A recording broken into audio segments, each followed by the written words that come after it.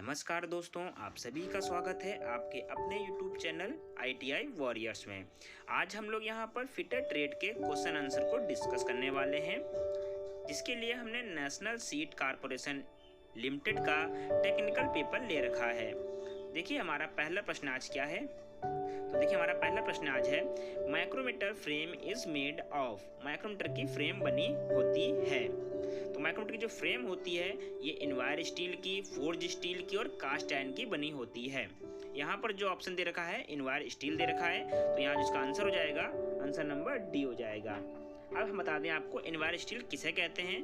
तो entire steel जो होती है ये 35% वाली निकल स्टील को ही इनवायर स्टील के नाम से जानते हैं। इनवायर स्टील का क्यों बना होता है फ्रेम? क्योंकि इनवायर स्टील के में एक गुण होता है कि इसे ताप लगने से इसका साइज बढ़ता नहीं है, यानी कि उसके आकार में कोई भी परिवर्तन नहीं होगा। इसीलिए इसके फ्रेम को इनवायर स्टील का बनाया जाता है। देखिए अगला प्रश्न क्या है आपका। अगला प्रश्न है आपका, which is the type of fit according to BIS। BIS के अनुसार फिट कितने प्रकार की होती है?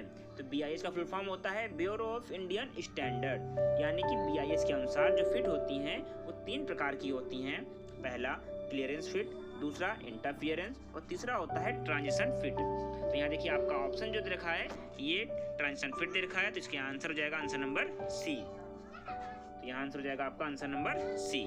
देखिए आपका अगला प्रश्न क्या है, up to which angle sine bar can measure the angle. किस कोण तक साइन बार कोण माप सकते हैं? तो साइन बार के द्वारा हम लोग अधिकतम 45 डिग्री तक का कोण माप सकते हैं और न्यूनतम 15 डिग्री तक का कोण माप सकते हैं। 15 से 45 डिग्री तक के बीच के ही कोण को हम साइन बार द्वारा माप सकते हैं। तो यहाँ जो इसका आंसर हो जाएगा नन ऑफ दीस हो जाएगा। ठीक है, क्योंकि जो आंसर नंबर ए दे रखा है वो 45.5 डिग्री दे रखा है। ठीक है, देखिए अगला प्रश्न क्या है, the taper सैंग drill should be remove from the machine spindle bye means of. Machine spindle से टेपर सैंग ड्रिल को हटाए जाने के लिए प्रयुक्ति, यानी कि जो आपका टेपर सैंग ड्रिल होता है उसको ड्रिलिंग मशीन के स्पेंडल से हटाने के लिए हम किस युक्ति का प्रयोग करते हैं? तो वहां पर हम लोग ड्रिल ड्रिफ्ट का प्रयोग करते हैं। ड्रिल ड्रिफ्ट जो होता है ये माइल्ड स्टील की एक फ्लैट टाइप की होती है, जिसका एक तरफ का भाग जो होता है टेपर होता है। तो ड्रिल ड्रिफ्ट का जो टेपर भाग होता है उसका जो एंगल होता है वो 8 डिग्री 19 मिनट होता है। ध्यान रखिएगा कि ड्रिल ड्रिफ्ट का टेपर एंगल कितना होता है। ड्रिल ड्रिफ्ट का टेपर एंगल 8 डिग्री 19 मिनट होता है। तो यहाँ जो इसका आंसर हो जाएगा आंसर नंबर डी हो जाएगा कि टेपर सैंग ड्रिल को बाहर निकालने के ड्रिलिंग मशीन के स्पेंडल से ड्रिल ड्रिफ्ट का प्रयोग करते हैं। देखिए अगला प्रश्न क्या है, according to IS hole maximum deviation symbol is. ISI यानी कि इंडियन स्टैंडर्ड के अनुसार छिद्र अधिकतम विचलन संकेत है। तो ISI के अनुसार जो होल का डेविएशन होता है यानी विचलन होता है उसको दिखाने के लिए कैपिटल अक्षर का प्रयोग करते हैं। ये आपके 2 होते हैं, एक होता है उच्चतम डेविएशन यानी कि अधिकतम विचलन, जिसके हम लोग करते हैं प्रयोग कैपिटल ES का यानी कि एक्रेट सुपीरियर, और जो एक होता है न्यूनतम विचलन जिसके लिए हम लोग करते हैं एक्रेट इन्फीरियर। तो यहाँ क्या पूछ रहा है आपसे, छिद्र का अधिकतम विचलन। यहाँ तो जिसका जो आंसर हो जाएगा वो आंसर नंबर बी हो जाएगा, यानी कि कैपिटल ES। ठीक है, यहाँ ध्यान रखिएगा, यहाँ पर बोला गया है आपसे होल के लिए, तो यहाँ पर हो जाएगा कैपिटल ES। अगर आपसे यही प्रश्न होता कि ISI के अनुसार शाफ्ट के लिए अधिकतम विचलन कौन होगा, तो यही क्या होगा, स्मॉल ES इसका आंसर हो जाता। देखिए आपका अगला प्रश्न क्या है। अगला प्रश्न है हमारा, वह छिद्र जिसे कंपोनेंट की पूर्ण गहराई से नहीं बनाया गया है कहलाता है।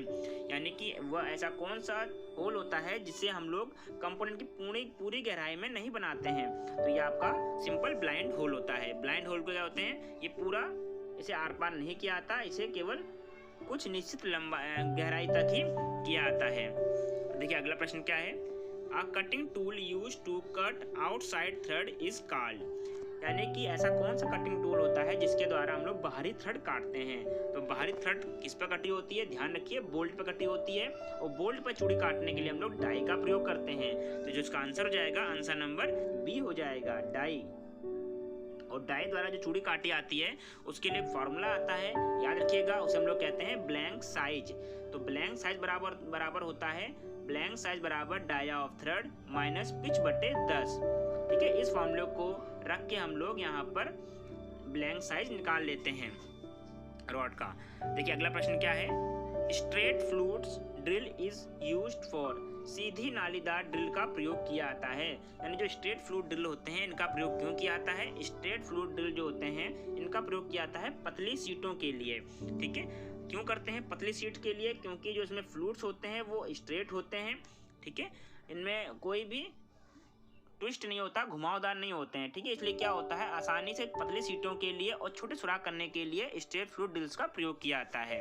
देखिए आपका अगला प्रश्न क्या है, अगला प्रश्न है विच type of thread is in oxygen cylinder regulator, oxygen cylinder के रेगुलेटर में कौन सी थ्रेड कटी होती है। तो ऑक्सीजन सिलेंडर के रेगुलेटर में वहाँ पर आपकी कटी होती है राइट हैंड थ्रेड।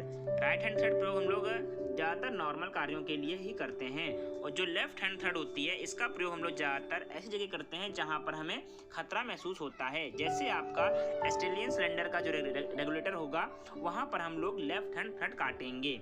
ठीक है, ध्यान रखिएगा। अगला प्रश्न देखिए क्या है आपका, सामान्य उद्देश्य हेतु बेंच वाइज को किस ऊंचाई पर फिक्स करते हैं। तो सामान्य उद्देश्य के लिए जो बेंच वाइज की जो ऊंचाई होती है, जो एक स्टैंडर्ड हाइट दी गई है बेंच वाइज की, वो होती है आपकी 3.5 फुट 42 इंच या 105 सेंटीमीटर। देखिए यहाँ पर जो आपका आंसर है वो सेंटीमीटर में है, और यहाँ पर 106 सेंटीमीटर क्या होगा इसका आंसर हो जाएगा। ठीक है, आप बाकी जो मापे हैं फुट और इंच में ये भी ध्यान रखिएगा, कभी कभी पेपर में मात्रक को बदल दिया जाता है। तो बेंच वाइज की जो स्टैंडर्ड हाइट होती है वो 3.5 फुट 42 इंच या 105 सेंटीमीटर रखी जाती है। देखिए आपका नेक्स्ट क्वेश्चन क्या है, एंगल प्लेट्स में स्लॉट दिए जाते हैं। तो एंगल प्लेट्स में स्लॉट देने का उद्देश्य क्या होता है, सबसे पहले जान लेते हैं एंगल प्लेट्स का यूज क्या होता है। तो एंगल प्लेट्स के द्वारा किसी भी जॉब की मार्किंग करते समय जॉब को सहारा देने के लिए इसका प्रयोग किया जाता है। तो जॉब छोटी जॉब है हमारे पास, उसे क्लैंप करने के लिए हम लोग नट बोल्ट का यूज करेंगे। तो नट बोल्ट को स्थान देने के लिए ही एंगल प्लेट्स में स्लॉट कटे हुए होते हैं। तो इसका जो आंसर हो जाएगा, आंसर नंबर डी हो जाएगा। देखिए आपका अगला प्रश्न क्या है, अगला प्रश्न है हमारा lock nut is the micrometer is provide to. Micrometer में लॉक नट लगा होता है। तो माइक्रोमीटर में लॉक नट लगा होता है, क्यों लगा होता है, क्योंकि जब हम किसी भी इंस्ट्रूमेंट द्वारा, जैसे माइक्रोमीटर है, माइक्रोमीटर द्वारा हमने किसी भी जॉब का माप लिया, माप लेने के बाद हमें रीडिंग को अब पढ़ना है, पढ़ने से पहले क्या करेंगे हम रीडिंग को लॉक कर देंगे, जिससे क्या हो कि बाद में जब हम रीडिंग पढ़ें तो हमारा जो हमने मेजरमेंट लिया है वो हिले नहीं। इसके लिए क्या करते हैं, रीडिंग को लॉक करने के लिए। तो इसका आंसर हो जाएगा, आंसर नंबर बी हो जाएगा। कार्यखंड पर इसकी सेटिंग हो जाने के बाद पाठ्यांक लॉक करने हेतु। तो आंसर नंबर क्या हो जाएगा इसका, बी हो जाएगा। देखिए आपका अगला प्रश्न क्या है, कौन सा फास्टनर वेल्डिंग करता है, विच फास्टनर इज वेल्डिंग। तो आपका जो वेल्डिंग फास्टनर होता है ये कौन सा फास्टनर है आपका। देखिए फास्टनिंग जो होती है 3 प्रकार की होती है, एक होती है आपकी टेम्परेरी, सेमी परमानेंट और परमानेंट। ठीक है, तो ये आप क्या हो गया, फास्टनर 3 प्रकार के होते हैं। ठीक है, जिसमें आपका जो वेल्डिंग फास्टनर होता है ये किसमें आता है, परमानेंट में आता है। तो जिसका जो आंसर हो जाएगा, आंसर नंबर डी हो जाएगा। और परमानेंट फास्टनर में आपका वेल्डिंग के साथ साथ ब्रेजिंग भी आता है। और सेमी परमानेंट फास्टनर जो होता है इसमें आपका रिवेटिंग और सोल्डरिंग 2 आते हैं। और टेम्परेरी फास्टनर में आपका नट, बोल्ट, स्क्रू, कीवे, ठीक है, ये सभी आते हैं। देखिए आपका नेक्स्ट प्रश्न क्या है, अगला क्वेश्चन है हमारा, मीट्रिक माइक्रोमीटर में एक थिम्बल पैमाने के भाग का मान कितना होता है। यानी कि मीट्रिक माइक्रोमीटर का जो थिम्बल का एक भाग होता है उसका मान कितना होता है। तो ध्यान रखिएगा, मीट्रिक माइक्रोमीटर के थिम्बल के एक भाग का मान जो होता है वो उसकी लिस्ट काउंट के बराबर होता है।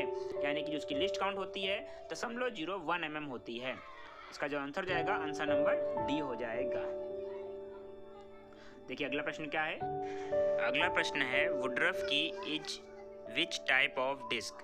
तो वुडरफ की का जो आकार होता है किस प्रकार का होता है। तो जो वुडरफ की होती है हमारी, ये होती है पैरेलल सर्कुलर में, यानी कि अर्धवृत्ताकार आकार की होती है। ठीक है, ये तो इसका जो आंसर हो जाएगा, आंसर नंबर सी हो जाएगा। देखिए अगला प्रश्न क्या है, in which of the following axes key is fitted. तो जो हमारी की होती है यह किस एक्सेस में फिट होती है, तो ये शाफ्ट और हब के एक्सेस के समानांतर फिट होती है, यानी कि पैरेलल। इसका जो आंसर हो जाएगा आंसर नंबर बी हो जाएगा। ठीक है, अगला क्वेश्चन आपका देखिए, M5 टैप से टैपिंग करनी है हमें। For tapping with M5 tap which size drill will you use, यानी कि हमें M5 टैप का यूज करना है जिस तरह हम अंदरूनी चूड़ा काटेंगे। उसके लिए हमें टैप ड्रिल साइज़ क्या होगा, यानी कि जो हमारा होल होगा वो किस साइज़ का होगा। तो यहाँ पर M5 है, तो यहाँ पर हम लोग थंब रूल का यूज कर सकते हैं। थंब रूल का प्रयोग हम लोग वहाँ करते हैं जहाँ पर 10 mm से कम साइज़ का हमें चूड़ियाँ काटनी हो। तो यहाँ पर M5 है, जब का जो थंब रूल होता है ये होता है टैप ड्रिल साइज बराबर टैप साइज इंटू 0.8 mm। ठीक है, यहाँ पर हम रखेंगे टैप साइज रख देंगे आपका 5 और यहाँ पर 0.8 से मल्टीप्लाई करेंगे तो इसका आंसर आ जाएगा 4.0। तो इसका आंसर नंबर हो जाएगा आंसर नंबर बी। अगला प्रश्न है, lead has no effect of. तो लेड के ऊपर हमारा एसिड का जो होता है इफेक्ट नहीं पड़ता है। ठीक है, तो इसका जो आंसर हो जाएगा आंसर नंबर सी हो जाएगा। देखिए अगला प्रश्न है, an angle of BA thread यानी कि ब्रिटिश एसोसिएशन थ्रेड, इसका जो एंगल होता है वो 47.5 डिग्री का होता है। और जो आपका BA थ्रेड होती है बहुत ही बारीक कामों के लिए प्रयोग की आती है। ठीक है, तो इसका जो आंसर हो जाएगा आंसर नंबर सी हो जाएगा। अगला प्रश्न देखिए क्या है, ड्यूरेलुमिन और हिंडेलियम के लिए मिश्र धातुओं में 95% क्या होता है। तो ड्यूरेलुमिन और हिंडोलियम में जो एलॉय मेटल है इसमें आपका 90% जो मात्रा होती है ये एल्युमिनियम की होती है। क्योंकि एल्युमिनियम का प्रयोग हम लोग सीधे तौर पर इसका प्रयोग डायरेक्ट नहीं कर सकते कि हम केवल सॉफ्ट एल्युमिनियम को लेकर प्रयोग करें, क्योंकि बहुत सॉफ्ट होता है, इसीलिए इसके हम क्या करते हैं इसमें बहुत सारे एलॉय मिलाकर इसका यूज करते हैं। देखिए अगला प्रश्न क्या है, file raised from middle in card. जो फाइल होती है बीच में से उठी होती है, ये आपकी कैसी होती है, कॉन्वेक्सिटी में उठी होती है, यानी उतलता में इसकी उठी होती है। जो उसका आंसर हो जाएगा आंसर नंबर बी हो जाएगा। इसी को हम लोग कहते हैं कॉन्वेक्सिटी ऑफ फाइल। देखिए अगला प्रश्न है, लेथ मशीन का बैकबोन क्या होता है। तो बैकबोन मतलब क्या, पीछे की हड्डी। तो यहाँ पर जो लेथ मशीन का बैकबोन होता है इसे हम लोग लेथ बेड होता है, क्योंकि लेथ बेड के ऊपर ही आपका head stock, tell stock, carriage और जितने भी इंस्ट्रूमेंट होते हैं वो सब क्या लगते हैं। देखिए अगला प्रश्न है, किसी वात्या भट्टी में अधिकतर प्रयुक्त चिमनियाँ हैं। तो वात्या भट्टी में जो ज़्यादातर हम लोग फ्लक्स के रूप में प्रयोग करते हैं, in a blast furnace the mostly use flux is. तो वात्या भट्टी जो होती है इसमें लोग फ्लक्स के रूप में क्या प्रयोग करते हैं, लाइम स्टोन का, यानी कि चूना पत्थर का प्रयोग करते हैं, ताकि क्या हो, जो हम लोग कच्चा मटेरियल डाल रहे हैं, रॉ मटेरियल या पिग आयरन डाल रहे हैं, उसमें जो अशुद्धियाँ हैं वो हमारे अलग हो जाएं, ऊपर आ जाएं। इसलिए हम किसका प्रयोग करते हैं, लाइम स्टोन का। देखिए अगला प्रश्न क्या है, फाइलिंग करते समय वाइस पर जॉब को पकड़कर रखने की सबसे अच्छी स्थिति क्या होती है। तो the best position to hold the job in the vice when filing is. तो फाइलिंग करते समय क्या होना चाहिए, सबसे पहले तो हमें जो एक एक्यूरेट साइज की हमें बेंच वाइज के ऊपर हमें के साथ में जॉब को पकड़ना चाहिए कि हमारे हाइट के अकॉर्डिंग हमारा उसका जो बेंच वाइज का जो ऊंचाई है उतना होना चाहिए। ठीक है, इसे हम चेक कैसे करते हैं, हम अपनी एल्बो को बेंच वाइज के ऊपर रखते हैं और अपनी जो हमारी मुट्ठी होती है उसे अपनी ठुड्डी में लगाते हैं। अगर बिल्कुल आराम से हमारी इस पोजीशन में आ रही ठुड्डी छू रही है हमारे मुट्ठी को, तो इससे क्या हमारी जो बेंच वाइज की हाइट है वो हमारे अकॉर्डिंग क्या सही है। तो इसका जो आंसर हो जाएगा एल्बो लेवल। ठीक है, जिससे क्या होगा, आपका जो जॉब का होगा वो एल्बो लेवल में आपका होने चाहिए। देखिए अगला प्रश्न है, सी के साथ चिन्हित एक ग्राइंडिंग व्हील बनाया जाता है। तो यहाँ पर देखिए दोबारा यहाँ पर पुनः पूछा गया है, ग्राइंडिंग व्हील में जो मार्किंग स्टेप होते हैं 7 पॉइंट लिखे जाते हैं, उसी में पूछा गया है यहाँ पर सी क्या लिखा गया है। इसी तरह का एक आगे प्रश्न है जिसमें सभी पॉइंट यहाँ पर क्लियर किए हैं, तो मैंने आपको इस प्रश्न के बारे में पूरा विस्तार से आगे बताऊंगा। तो इसका आंसर होगा यहाँ पर ये सिलिकॉन कार्बाइड है। ठीक है, आंसर नंबर डी।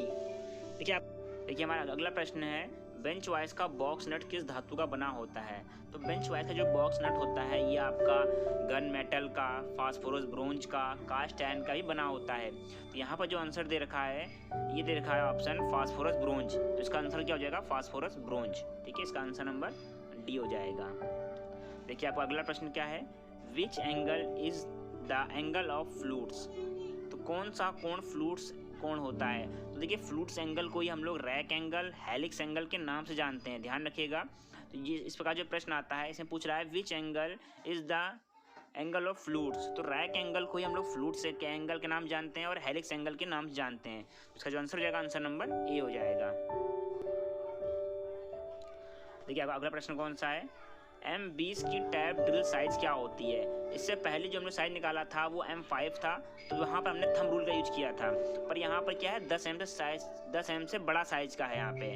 तो यहाँ पर क्या करेंगे, टैप M20 के लिए हम लोग फॉर्मूला यूज करेंगे टैप ड्रिल साइज बराबर टैप साइज माइनस 2D, जहाँ पर D बराबर क्या होगा 0.61 इंटू पिच, और जो इसकी पिच रखेंगे हम लोग, यहाँ पे देखिए पिच दे नहीं रखा उन्होंने, तो यहाँ पर हम लोग पिच जो रखेंगे मैक्सिमम ये 1.75 रखेंगे, ठीक है। ये सभी साधारण के लिए होता है, तो यहाँ पर इसका जो आंसर आ जाएगा ये आ जाएगा 17.5 mm। उसका आंसर जाएगा आंसर नंबर सी। हम लोग इस फॉर्मूले पर इसको रख कर सॉल्व कर सकते हैं। देखिए आपका अगला प्रश्न क्या है, रिमिंग के दौरान धातु खाली स्थान से 0.015 mm तक कटती है, यानी कि यहाँ पर रिमिंग का अलाउंस पूछ रहा है। जब लोग अलाउंस क्या होता है, रिमिंग ऑफ अलाउंस, रीमर द्वारा जब हम लोग रिमिंग करते हैं तो जो धातु कटती है उसकी मात्रा को ही हम लोग क्या कहते हैं, रिमिंग ऑफ अलाउंस। तो रीमर द्वारा मीट्रिक जो धातु काटी जाती है उसका मीट्रिक में जो मान होता है वो होता है 0.02 mm से 0.015 mm तक होता है, ठीक है। तो यहाँ से आंसर हो जाएगा आंसर नंबर ए। देखिए आप अगला प्रश्न देखिए क्या है, which is an operation of bevelling the end of a drill hole. Drill hole के सिरों को बेवल करने के लिए कौन सी क्रिया की आती है। तो ड्रिल द्वारा जो ड्रिलिंग ऑपरेशन होता है उसमें जो ड्रिल द्वारा किया होल होता है उसके सिरों को बेवल करने की जो क्रिया होती है उसमें लोग कहते हैं काउंटर सिंकिंग। काउंटर सिंकिंग जो क्रिया की आती है, ये काउंटर सिंकिंग स्क्रू के हेड को फिट करने के लिए इसका प्रयोग किया आता है। तो इसका आंसर हो जाएगा आंसर नंबर सी। अगला प्रश्न देखिए क्या है आपका, अगला प्रश्न है which one of the following metals does not require any coolant during rhyming. Rhyming करते समय ऐसा कौन सा मेटल है जिसके लिए हमें किसी भी कूलेंट की आवश्यकता नहीं होती है। तो यहाँ पर जो इसका आंसर जाएगा कच्चा लोहा, यानी कि कास्ट आयरन। कास्ट आयरन के लिए हमें किसी प्रकार के कूलेंट की आवश्यकता नहीं होती है, क्योंकि ये एक सेल्फ लुब्रिकेंट का इसके अंदर प्रॉपर्टी होती है, ठीक है। तो इस और देखिए हमारे एल्युमिनियम के लिए क्या होता है, एल्युमिनियम के लिए हम लोग प्रयोग करते हैं यहाँ पर मिट्टी का तेल का प्रयोग करते हैं, कॉपर के लिए भी मिट्टी का तेल का प्रयोग करते हैं, ठीक है, या फिर सॉल्युबल ऑयल का प्रयोग करते हैं। अगला प्रश्न देखिए क्या है, अगला प्रश्न है हमारा भारतीय मानक के अनुसार 46 ग्रेन साइज आकार के दाने किस समूह में आते हैं। तो देखिए ये भी आपका क्या है, ये भी जो क्वेश्चन है आपका ये ग्राइंडिंग व्हील्स के मार्किंग से ही संबंधित है। तो यहाँ पे देखिए जो ग्राइंडिंग व्हील में जो ग्रेन साइज होता है, ठीक है, एब्रेसिव जो हम लोग जब एब्रेसिव तैयार कर लेते हैं उसके बाद उसे हम लोग क्या करते हैं, रोलर के द्वारा क्रश करते हैं और उसे छोटे दानों के रूप में क्रश कर देते हैं। फिर उन दानों का जो साइज होता है वो हम लोग बांटते हैं, तो उसके लिए हम लोग छन्नी का प्रयोग करते हैं। तो वहाँ पर जो 46 ग्रेन का साइज होता है ये आपका किस में आता है, ये आपका आता है मीडियम साइज में। तो इसका जो आंसर हो जाएगा ये मीडियम हो जाएगा। आगे भी आपको प्रश्न में भी आपको मैं पूरा इसको सॉल्व कर दिखाऊंगा, जिसके सातों जो स्टेप होते हैं आपको भी मैं प्रश्न में बताऊंगा आगे, क्योंकि आगे एक ऐसा प्रश्न है। देख लीजिए अगला प्रश्न क्या है, रेडियल ड्रिल मशीन आर्म घूमता है। तो रेडियल ड्रिलिंग मशीन देखिए जो होती है, जो उसकी आर्म होती है ये अपने एक्सेस से चारों तरफ पूरा घूमती है, जिस पिलर पे होती है उसके चारों तरफ घूम सकती है, ठीक है। और रेडियल ड्रिलिंग मशीन के द्वारा हम लोग 100 mm तक के ड्रिल के साइज के इसमें बांध कर इसको ड्रिलिंग कर सकते हैं। तो आपने आर्म की सभी तरफ घूम सकती है ये इसमें प्रॉपर्टी में गुण होता है इसके अंदर, रेडियल ड्रिलिंग मशीन के अंदर। देखिए अगला प्रश्न क्या है हमारा, what is the zero reading of a 75 mm outside micrometer. तो 50 से 75 वाले जो आउटसाइड माइक्रोमीटर होता है इसमें जीरो रीडिंग क्या होगी, तो इसकी जो जीरो रीडिंग होगी ये 50 mm होगी, ठीक है। यानी कि इसके द्वारा हम 50 mm तक का पहले ही आप खुला है 50-75 का साइज लेंगे, तो इसका जो इसको रीडिंग आएगी उसमें हम 50 mm के इसमें जोड़ देंगे हम रीडिंग में। अगला प्रश्न देखिए कि हमारा स्पॉट फेसिंग के लिए प्रयुक्त औजार का प्रयोग किया आता है। स्पॉट फेसिंग हम लोग क्यों करते हैं, स्पॉट फेसिंग हम लोग इसलिए करते हैं ताकि जो नट हो गया, नट बोल्ट के और वाशर हो गए, इनके जो हेड है ये आराम से होल के ऊपर फिट हो सके। तो क्या जो स्पॉट फेसिंग होती है इसके लिए हम किस टूल का प्रयोग करते हैं, यहाँ पर हम लोग करते हैं फ्लाई कटर का प्रयोग करते हैं, ठीक है। स्पॉट फेसिंग करने के लिए जो फ्लाई कटर का प्रयोग किया जाता है और काउंटर बोरिंग करने के लिए जो टूल प्रयोग किया जाता है दोनों ही एक होते हैं, ठीक है, टूल दोनों एक ही होते हैं, परंतु काउंटर बोरिंग में क्या होता है गहराई अधिक होती है, जबकि स्पॉट फेसिंग में क्या होता है गहराई क्या होती है कम होती है। ये बात ध्यान रखिएगा। अगला प्रश्न देखिए क्या है, माइल्ड स्टील की चिपिंग के लिए चीजल का कर्तन कोण क्या होता है। तो माइल्ड स्टील की चिपिंग करने के लिए जो कर्तन कोण होता है ये 55 डिग्री का होता है। तो इसका आंसर नंबर हो जाएगा सी। देखिए आपका अगला प्रश्न क्या है, the main scale is on which part of vernier height gauge. तो वर्नियर हाइट गेज में जो मेन स्केल होता है वो किस पार्ट पर होता है? तो वर्नियर हाइट गेज के ऊपर जो मेन स्केल होती है वो इसकी बीम के ऊपर अंकित होती है। इसका आंसर हो जाएगा आंसर नंबर बी। और वर्नियर हाइट गेज की जो लिस्ट काउंट होती है वो वर्नियर कैलिपर के बराबर होती है 0.02 mm, और ये भी मेन स्केल और वर्नियर स्केल के अंतर के आधार पर कार्य करता है। देखिए आपका अगला प्रश्न क्या है। Before using black iron sheet the operation performed is called. तो हमारा जैसे ब्लैक आयरन जो होता है इसमें मशीनिंग करने की क्षमता कम होती है, तो मशीनिंग करना है हमें, तो मशीनिंग करने से पूर्व हमें उसके अंदर क्या होना चाहिए, उसके अंदर गुण होना चाहिए मशीनिबिलिटी का। और मशीनिबिलिटी का गुण लाने के लिए हम लोग क्या करते हैं, कौन सा ऑपरेशन करते हैं, हम लोग एनीलिंग का ऑपरेशन करते हैं ताकि उसके अंदर मशीनिबिलिटी का गुण आ सके। तो इसका आंसर हो जाएगा आंसर नंबर सी। देखिए आपका अगला प्रश्न क्या है। Usually the width of hand wise जा आ। हैंड वाइज जो होता है इसकी जो जाग चौड़ाई कितनी होती है, इसकी जो जाग चौड़ाई होती है 40 से 45 mm तक होती है। जो हमारा हैंड वाइज होता है इसके जो जाग चौड़ाई होती है वो 40 से 45 mm तक होती है। तो उसका आंसर नंबर बी हो जाएगा। देखिए आपका अगला प्रश्न क्या, देखिए आपका अगला प्रश्न है विच of the following is an indirect measuring tool. तो यहाँ पर अप्रत्यक्ष मापी औजार कौन है, अप्रत्यक्ष मापी औजार होते क्या है पहले हम ही जान लेते हैं। तो जिन भी इंस्ट्रूमेंट के द्वारा, मेजरिंग इंस्ट्रूमेंट के द्वारा हम किसी भी जॉब का जो माप होता है, मेजरमेंट होता है वो डायरेक्ट ना ले सकें, यानी कि हमें किसी अन्य मेजरिंग इंस्ट्रूमेंट की आवश्यकता पड़ती है, तो ऐसे इंस्ट्रूमेंट को क्या कहते हैं, इनडायरेक्ट मेजरिंग टूल कहते हैं। जैसे आपका इसका आंसर हो जाएगा इनसाइड कैलिपर हो जाएगा, क्योंकि इनसाइड कैलिपर के द्वारा हम किसी भी जॉब का माप लेने के लिए पहले हम उसे अंदर की चौड़ाई को सेट करते हैं, उसके द्वारा चेक करते हैं, उसके बाद हमें स्टूल रूल पर या वर्नियर कैलिपर द्वारा हमसे चेक कर लेते हैं। पर जैसे हमारा वर्नियर कैलिपर है तो वर्नियर कैलिपर द्वारा हम डायरेक्ट किसी भी जॉब का माप ले सकते हैं। ठीक है, अगला प्रश्न देखिए क्या आपका, देखिए अगला प्रश्न आ गया फिर आपका वही जो ग्राइंडिंग व्हील का मैंने कहा था मार्किंग का होता है। तो यहाँ पर देखिए उन्होंने पूरा ग्राइंडिंग व्हील की मार्किंग दे रखी है और पूछ रखा है कि a grinding wheel is marked here what does 5 denote. यहाँ पर देखिए 5 नंबर जो हो रहा है क्या डिनोट कर रहा है। तो इससे पहले 2 प्रश्न थे, मैंने आपको कहा था बाद में बताऊंगा, आपका आगे ऐसा प्रश्न है। तो देखिए सबसे पहले हम जान लेते हैं, इस यहाँ पर 51 है, तो 51 और लास्ट का जो 23 है इसमें केवल 7 स्टेप लिखे होते हैं, जिसमें से पहला और जो आखिरी स्टेप होता है ये आपका कंपनी के द्वारा जो मैन्युफैक्चरिंग नंबर होते हैं ये वो होते हैं। ठीक है, तो हमें केवल टोटल 5 नंबरों पर ध्यान देना है, जो आपका A, 46, L और 5 और V दे रखा है। तो सबसे ध्यान रखिएगा जो इनके क्रम होते हैं ये बिल्कुल एक बराबर होते हैं, ये आपको हमेशा इसी क्रम में आपकी मार्किंग की होगी। तो सबसे पहले जो मार्किंग का जो कैपिटल A होता है ये आपका प्रयोग, ये आपका दर्शाता है कि आपका जो एब्रेसिव होते हैं ये क्या है। जैसे यहाँ पर A लिखा है तो यहाँ पर क्या एल्युमिनियम ऑक्साइड एब्रेसिव है। हमारे एब्रेसिव देखिए 2 प्रकार के होते हैं, ध्यान रखिएगा, एक हो गया कृत्रिम, एक हो गया आपका प्राकृतिक। तो यहाँ पर जो कृत्रिम एब्रेसिव होता है एल्युमिनियम ऑक्साइड उसको प्रयोग यहाँ पर लिखा गया है, पहला मार्किंग। दूसरा नंबर जो 46 लिखा है यहाँ पर ग्रेन या ग्रिट साइज है। ठीक है, जब हम लोग एब्रेसिव को जो तैयार कर लेते हैं फिर उसे हम रोलर द्वारा क्रश करते हैं, उसके दानों का जो साइज अंकित करते हैं तो उसे हम लोग कहते हैं ग्रेन साइज। तो यहाँ पर जो 46 है ये सेकंड नंबर क्या है, ग्रेन साइज है। तीसरा नंबर आपका L है, तो यहाँ पर L जो है ये आपको दिखाता है ग्रेड, यानी कि जो हमारा ग्राइंडिंग व्हील है किस ग्रेड का है, सॉफ्ट ग्रेड का है, मीडियम ग्रेड का है कि हार्ड ग्रेड का है। तो यहाँ जो L है ये आपका मीडियम ग्रेड का है। अगला आता है 5 नंबर, तो 5 नंबर जो यहाँ पे इंडिकेट करता है वो करता है स्ट्रक्चर का। स्ट्रक्चर जो होते हैं 2 प्रकार के होते हैं, डेंस और एक होता है ओपन। ठीक है, ध्यान रखिएगा जो यहाँ पर चौथे नंबर पर इंडिकेट कर रहा है यानी कि 5 नंबर ये क्या है, आपका स्ट्रक्चर है। और जो V यहाँ पर है ये आपका बॉन्ड को डिनोट करता है, जैसे विट्रीफाइड बॉन्ड हो गया, सेलेक बॉन्ड हो गया, सिलिकेट बॉन्ड हो गया, रबड़ बॉन्ड हो गया, जितने भी आपके 7 प्रकार के बॉन्ड होते हैं यहाँ पर उन्हें इंडिकेट किया जाता है। तो देखिए आपसे यहाँ पर 5 नंबर पूछा है तो यहाँ 5 नंबर क्या हो जाएगा, स्ट्रक्चर हो जाएगा। ठीक है, तो इसका आंसर हो जाएगा आंसर नंबर बी। अगला देखिए प्रश्न क्या है आपका, अगला प्रश्न है IS प्रणाली में छिद्र विचलन दर्शाता है। देखिए इस प्रश्न को हमने पहले सॉल्व किया था कि इंडियन स्टैंडर्ड के अनुसार जो छिद्र विचलन होता है क्या दर्शाता है, यानी कि होल जो डेविएशन होता है ये क्या जो सिंबल होते हैं इसके क्या होता है, कैपिटल लेटर्स होते हैं। तो यहाँ बोल रहा है होल विचलन, तो यहाँ क्या होगा, कैपिटल लेटर।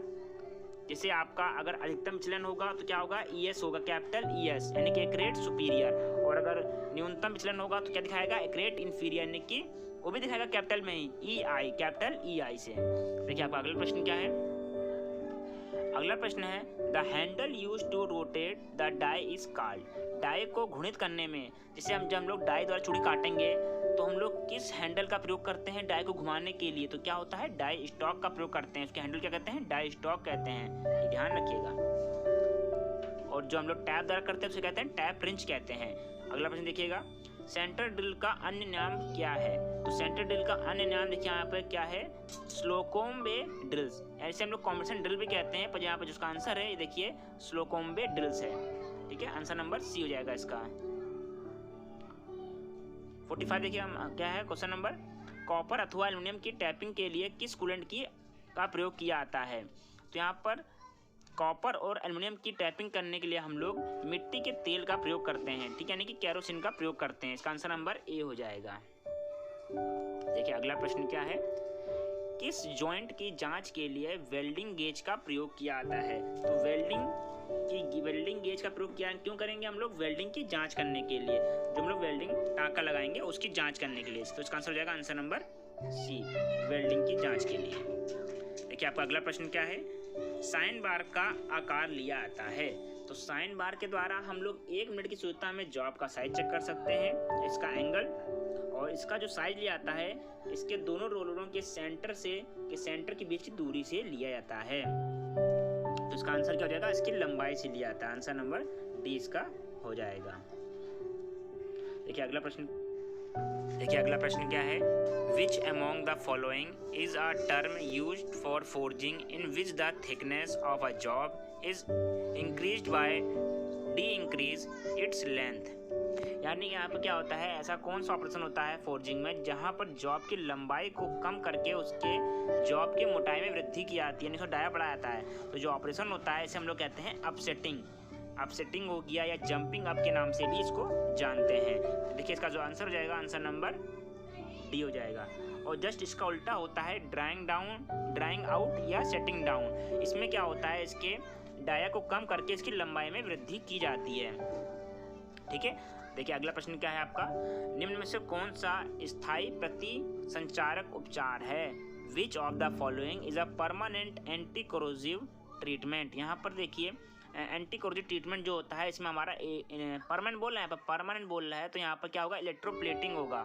परमानेंट क्या होता है, इसमें क्या होता है, बिजली के द्वारा यहाँ पर एनोड और कैथोड के द्वारा यहाँ पर एक पेंट चढ़ा दिया जाता है, परत चढ़ा दी जाती है, उसे कहते हैं इलेक्ट्रोप्लेटिंग कहते हैं। ये आपका परमानेंट एंटी कोरोसिव ट्रीटमेंट के अंतर्गत आता है। अब देखिए अगला प्रश्न क्या है, 500 ग्राम हथौड़े के लिए हथौड़े के हत्थे की लंबाई लगभग कितनी होनी चाहिए। यानी कि जगह 500 ग्राम का अगर आपका वेट का हथौड़ा है तो वहाँ पर कितनी लंबाई का जो उसका हैंडल होगा वो कितना होना चाहिए। ध्यान रखिएगा, एक होता है 250 ग्राम हैमर के जो भार का हैमर है उसके लिए जो इसकी हैंडल लंबाई होता है स्टैंडर्ड होता है वो होता है 162.5 mm। तो यहाँ पर आपका 500 ग्राम का है तो 162.5 में 2 का गुणा कर देंगे तो आंसर आ जाएगा आपका 325। इसका जो आंसर हो जाएगा आंसर नंबर सी हो जाएगा कि उसकी जो हथौड़े की लंबाई हैंडल होनी चाहिए उसकी लंबाई मिनिमम इतनी होनी चाहिए। 250 ग्राम हैमर के लिए 162.5 mm और 500 ग्राम हैमर के लिए 325 mm। ठीक है, देखिए आपका अगला प्रश्न क्या है, किस प्रकार के थ्रेड ऑक्सीजन सिलेंडर रेगुलेटर में होते हैं। देखिए यही प्रश्न अभी आपका पहले हमने किया है सॉल्व कि हमसे पूछा था कि ऑक्सीजन सिलेंडर के रेगुलेटर में कौन सा थ्रेड कटी होती है, यहीं पर आपसे पूछ लिया है इसने। तो किस प्रकार के थ्रेड ऑक्सीजन सिलेंडर रेगुलेटर में कटती है, तो यहाँ पर क्या होगा आपका राइट हैंड थ्रेड कटी होती है और लेफ्ट हैंड थ्रेड कटी होती है किसमें, एसिटिलीन सिलेंडर के रेगुलेटर में। देखिए आपका अगला प्रश्न क्या है, कौन सा स्क्रैपर पर बियरिंग स्क्रैपर भी कहलाता है। तो यहाँ पर कौन सा स्क्रैपर है जो बियरिंग स्क्रैपर कहलाता है, तो ये क्या होगा आपका हाफ राउंड स्क्रैपर है। तो हाफ राउंड स्क्रैपर जो होता है ये आपका बियरिंग स्क्रैपर के नाम से भी जाना जाता है। देखिए आपका अगला प्रश्न क्या है, the file for making narrow grooves in card. जो पतले सकरे खांचे होते हैं वहाँ पर फाइलिंग करने के लिए हम लोग नाइफ एज फाइल का प्रयोग करते हैं।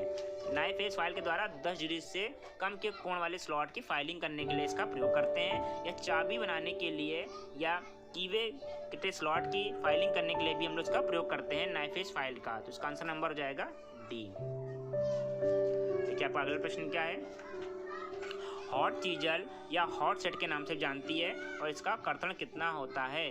यानी कि hot chisel is also called hot set and it's cutting angle, तो इसका जो कटिंग एंगल होता है वो 30 डिग्री के बराबर होता है हॉट चीजल का। देखिए आप अगला प्रश्न क्या है, which metal turning makes long chips, turning करते समय किस मेटल में लंबे लंबे चिप्स बनते हैं, तो ये इसका आंसर हो जाएगा माइल्ड स्टील। माइल्ड स्टील में कि टर्निंग करते समय लंबे लंबे चिप्स बनते हैं। आपका अगला प्रश्न क्या है, लोडिंग ऑफ व्हील और ग्लेजिंग ऑफ व्हील दोनों ही दोष हैं, तो दोनों ही जो दोष होते हैं ये आपका ग्राइंडिंग व्हील से संबंधित हैं, और ये दोनों ही क्या जो दोष होते हैं, डिफेक्ट्स होते हैं, क्या दोनों अलग अलग हैं। लोडिंग ऑफ व्हील में क्या होता है, इसमें जो सॉफ्ट मेटल होता है, इसके जो कण होते हैं ये ग्राइंडिंग व्हील के दांतों के बीच में फंस जाते हैं, ब्रेसों के बीच में। और ग्लेजिंग में क्या होता है, जब हमारा जो ग्राइंडिंग व्हील का जो फेस होता है ये चमकदार यानी कि वो चिकना हो जाता है, यानी कि जिस भी कटिंग नहीं करता है, तो ये दोष होता है आपका ग्लेजिंग ऑफ व्हील। ठीक है, और उन दोनों ही दोष को दूर करने के लिए हम लोग क्या करते हैं, व्हील ट्रेसर का प्रयोग करते हैं। देखिए इसका जो आंसर जाएगा कि दोनों ही क्या है, अलग अलग डिफेक्ट हैं। ठीक है, आंसर नंबर सी हो जाएगा। देखिए अब अगला प्रश्न क्या है आपका, ब्रेजिंग में धातु को 3 पद्धतियों द्वारा प्राप्त किया जाता है, यानी गर्म किया जाता है। The metal is heated in brazing by 3 method, if furnace, welding torch and induction method, यानी कि जो ब्रेजिंग में जो मेटल होता है उसे गर्म करने के लिए 3 विधियाँ प्रयोग की जाती हैं। जैसे पहला होता है आपका फर्नेस के द्वारा, दूसरा होता है वेल्डिंग टॉर्च द्वारा, और तीसरा होता है इंडक्शन द्वारा। ठीक है, यहाँ पर इंडक्शन कॉइल द्वारा मेटल को गर्म किया जाता है ब्रेजिंग के लिए, तो इसका आंसर हो जाएगा आंसर नंबर बी। देखिए आपका अगला प्रश्न क्या है, the measuring styles of mechanical surface indicator is made of, तो जो सरफेस की जो शुद्धता हम लोग मापते हैं उसके मैकेनिकल इंडिकेटर जो होता है, मैकेनिकल सरफेस इंडिकेटर जो होता है उसमें जो आपका पॉइंट होता है उसका वो डायमंड का बना होता है। ठीक है, ध्यान रखिएगा, इसका आंसर हो जाएगा आंसर नंबर सी। अब देखिए आपका अगला क्वेश्चन क्या है, सघन संरचना पहिए का प्रयोग किया जाता है, तो सघन संरचना पहिए जो प्रयोग किया जाता है ये फिनिशिंग के लिए प्रयोग, यानी कि डेंस स्ट्रक्चर वाला जो व्हील होता है, डेंस यानी कि क्या होता है, डेंस यानी कि घना घना, तो यहाँ पर जो इसका प्रयोग करेंगे फिनिशिंग वर्क के लिए करते हैं। ठीक है, आंसर नंबर सी हो जाएगा इसका। देखिए अगला प्रश्न क्या है आपका, स्नैप हेड रिविट की ऊंचाई का मानकीकरण क्या होता है, तो स्नैप हेड रिविट की जो हेड की जो ऊंचाई होती है स्टैंडर्ड के अनुसार जिसका मानक दिया रखा है ये होता है 0.7 डायमीटर, तो ये जाएगा 0.7 डी, इसका आंसर नंबर हो जाएगा आंसर नंबर बी। और इसके हेड की जो चौड़ाई होती है ये होती है 1.6 डी। ठीक है, अगला देखिए प्रश्न क्या है, the principle of universal bevel protractor is similar to that of, यानी कि यूनिवर्सल बेवल प्रोटेक्टर का जो सिद्धांत होता है वो किसके बराबर होता है, किसके समान होता है, तो ये होता है वर्नियर बेवल प्रोटेक्टर के समान। ठीक है, तो इसका आंसर हो जाएगा आंसर नंबर ए। देखिए आपका अगला प्रश्न क्या है, अगला प्रश्न है किस मशीन रीमर में अग्र एवं पश्च भाग में गाइड्स होते हैं, तो ऐसा विच machine reamer has guide on front end rear side, तो ये आपका हो जाएगा जिग रीमर। जिग रीमर में दोनों तरफ क्या होते हैं, गाइड्स बने होते हैं, तो इसका आंसर हो जाएगा आंसर नंबर ए। अगला प्रश्न क्या है, what will happen if the spindle threads are worn out in a gate valve, यदि आपके गेट वॉल का स्पैंडल जो है उसका थ्रेड खिंच जाएगा तो क्या होगा, जब हमारा स्पैंडल का थ्रेड खिंच जाएगा तो जब हम उसे स्पैंडल घुमाएंगे क्लोज करने के लिए, ओपन करने के लिए, तो दोनों ही मूव नहीं करेगा, यानी उसकी जो थ्रेड होंगी वो पकड़ेंगे नहीं स्पैंडल को, यानी कि वो फिर ना ही बंद करेगा ना ही खोलेगा। इसका तो आंसर हो जाएगा आंसर नंबर डी हो जाएगा। देखिए आपका अगला प्रश्न क्या है, अगला प्रश्न है हमारा, स्नैगिंग वह प्रक्रिया है जिसका प्रयोग धातु को निम्न के द्वारा पृथक करने में होता है। देखिए हम जान लेते हैं स्नैगिंग प्रक्रिया किससे संबंधित है, तो स्नैगिंग जो ऑपरेशन होता है ये आपका ग्राइंडिंग व्हील से संबंधित होता है। जब हम लोग कोई रॉ मटेरियल जो होता है हमारा कास्टिंग किया हुआ होता है उसमें जो रफ पार्ट होते हैं उसे अलग करने के लिए, रिमूव करने के लिए हम लोग वहाँ पर स्नैगिंग क्रिया करते हैं ग्राइंडिंग व्हील द्वारा। ठीक है, तो इसका जो आंसर हो जाएगा आंसर नंबर डी हो जाएगा कि जो स्नैगिंग ऑपरेशन होता है ये आपका ग्राइंडिंग व्हील से संबंधित होता है। देखिए आपका अगला प्रश्न क्या है, फ्लैट शेप बियरिंग के लिए किस पदार्थ का प्रयोग किया जाता है, तो which metal is used for flat shape bearing, तो यहाँ पर कास्ट आयरन के लिए। ठीक है, इसका आंसर हो जाएगा cast iron, answer number B. देखिए आपका अगला प्रश्न क्या है, स्टेनलेस स्टील कटिंग के लिए कौन सा कटिंग ऑयल प्रयोग किया जाता है, तो स्टेनलेस स्टील के लिए जो कटिंग करते समय जो प्रयोग किया जाता है आपका कटिंग ऑयल वो होता है सल्फर आधारित खनिज यानी कि सल्फर बेस्ड मिनरल ऑयल। इसका आंसर हो जाएगा आंसर नंबर सी। देखिए आपका अगला प्रश्न क्या है। अगला प्रश्न है हमारा, हेक्सा फ्रेम में जिसमें एक से अधिक मानक आकार की ब्लेडों को फिट किया जा सकता है कहलाती है। द हेक्सा यानी कि ऐसा कौन सा हेक्सा फ्रेम होता है जिसमें हम लोग अलग अलग साइज के हेक्सा ब्लेड को फिट कर सकते हैं। तो ये क्या होता है, एडजस्टेबल हेक्सा ब्लेड होता है जिसमें हम लोग अलग अलग साइज के हेक्सा ब्लेड को फिट कर सकते हैं। जैसे आपका देखिए यहाँ पर फिक्स्ड हेक्सा, तो इसमें केवल एक साइज के ही हेक्सा, जो साइज इसका होगा उसमें उसी साइज का हेक्सा ब्लेड हम लोग फिट कर सकते हैं। ट्यूबुलर हेक्सा ब्लेड में क्या होगा, जिसका जो फ्रेम होगा ये ट्यूब के आकार का होगा, ठीक है। एडजस्टेबल क्या होता है, इसमें हम लोग ब्लेड के साइज को एडजस्ट कर सकते हैं, ठीक है, यानी जो इसका फ्रेम का जो साइज होगा इसका हम लोग एडजस्ट कर सकते हैं। ये दो पार्टों में बना होता है। देखिए आपका अगला प्रश्न क्या है, विद्युतीय उपकरणों में उपयोगी अधिकांशतः स्क्रू थ्रेड किस नाम पर आधारित होते हैं। देखिए जो इलेक्ट्रिसिटी में जो हमारे छोटे छोटे स्क्रू प्रयोग किए आते हैं वहाँ पर हमारा कौन सा थ्रेड प्रयोग किया जाता है, तो वो होता है आपका BA थ्रेड।